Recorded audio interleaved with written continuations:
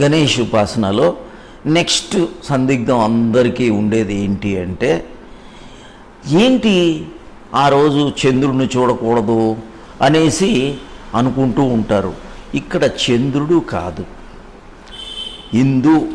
ఇందుమతి అంటే చంద్రుడు అంటే ఏంటంటే, ఇందు అంటే మనస్సు.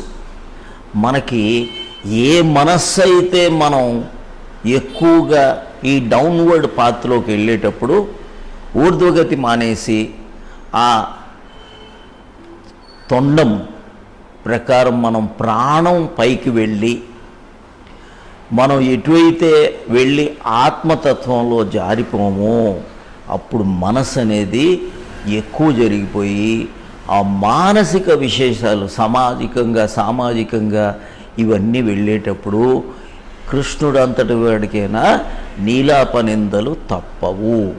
అంటే మనం ఎప్పుడు కూడా మనస్సుని ఆత్మతో ఐక్యం చేస్తే మనం వేరే వాళ్ళ విషయాలు కానీ ఎక్కువ మన ఎనర్జీ లాస్ కానీ శక్తిహీనం కానీ జరగదు.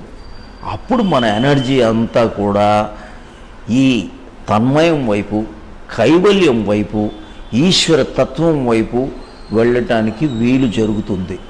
సో దీని తాత్పర్యం ఏంటి అంటే, మనసుని అధిగమించడానికి చెప్పిన విషయం. అది మెల్లగా ఈ గణేష్ ఉపాసన ఋషులు, మునులు, యోగులు వాళ్ళు చేసినది కాక, వాళ్ళు చెప్పింది ఏది తప్పు కాదు, కానీ వీళ్ళు సమాజంలో పండితులు వాళ్ళు వచ్చేసి దాన్ని మార్చేశారు. అది మీరు తెలుసుకోండి.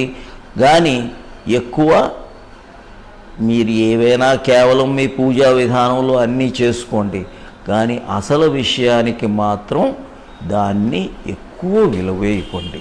Thank you very much. God bless you.